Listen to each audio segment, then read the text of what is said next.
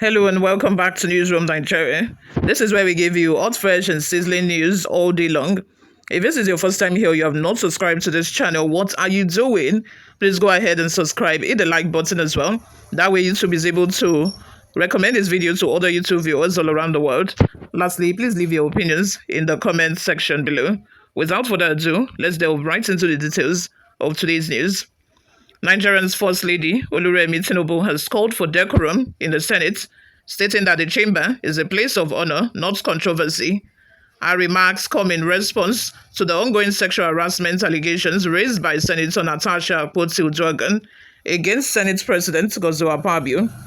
Speaking to journalists ahead of International Women's Day, the First Lady refrained from taking a definitive position on the matter, but expressed confidence that the Senate was handling it appropriately. I know with what is going on in the Senate, you may say, why am I not taking a position? I believe that the Senate is doing what is needful because that's what it is, she stated. She emphasized the importance of maintaining the dignity of a legislative chamber. We shouldn't be hearing things like that. It's a mature chamber and it should be treated with respect. It's an honor for you to be in that place alone. I was there for 12 years. Even in my younger days, women, raise yourself. Don't be in a position that men will be talking to you anyhow. I can always shut them down before they start, she added. Wow, I love that. To me, this is not a definitive stance, quite all right, but I believe that she's saying that women, raise yourself. Don't be in a position that men will be talking to you anyhow. That is, stand up for yourself.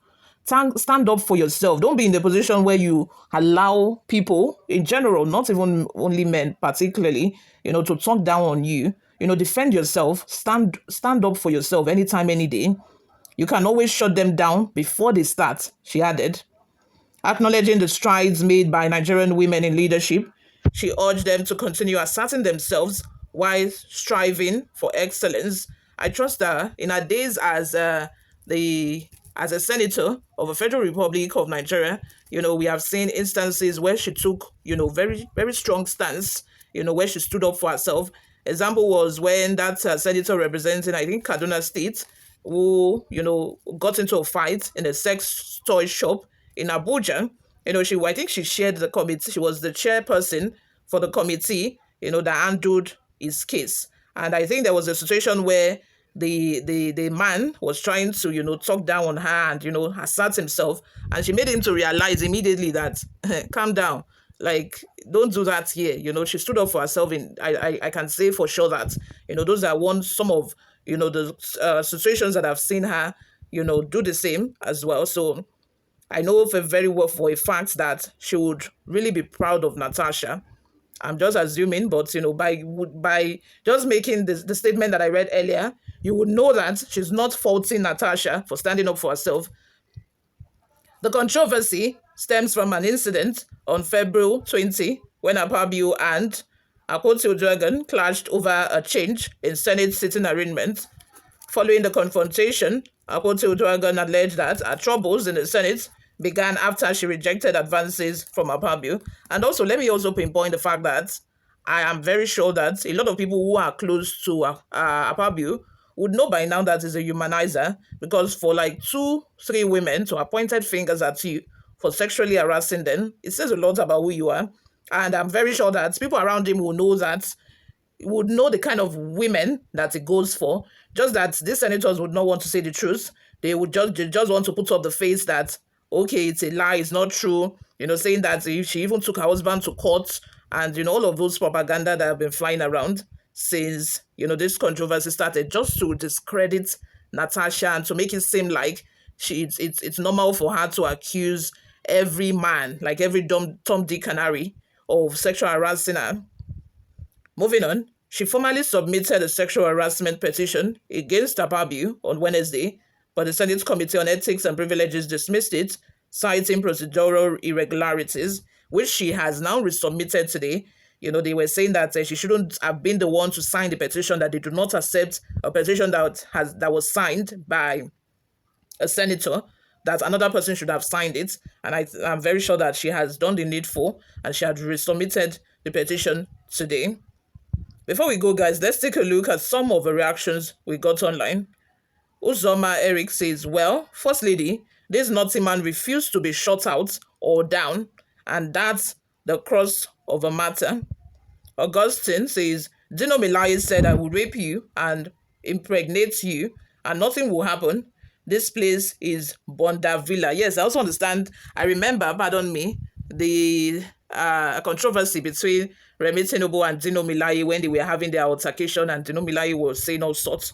That's one thing I respect about Remi Tinubu. She stands up for herself. She's, for you to be in politics, enough women are not even represented enough in politics to start with. And if you are one of those women who happen to find yourself in politics, you need to be strong. It's not, it's not easy to be in politics, even as a man, not to talk of as a woman. There are different challenges that you need to face.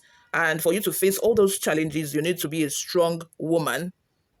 Unweke says, woman, stop shying away from the torrent Nigerians are going through in the hands of your family. Joseph Omole says, we still remember your case with Dino Melaye. Members of the NAS need reorientation. This 10th assembly is not living up to expectation. At all. They are not living up to the expectation. It's quite disappointing even to see that Akpabio did not allow for an independent authority or an independent person, to preside over this matter today. He was still the one who sat on the Senate president's chair and presided over the matter.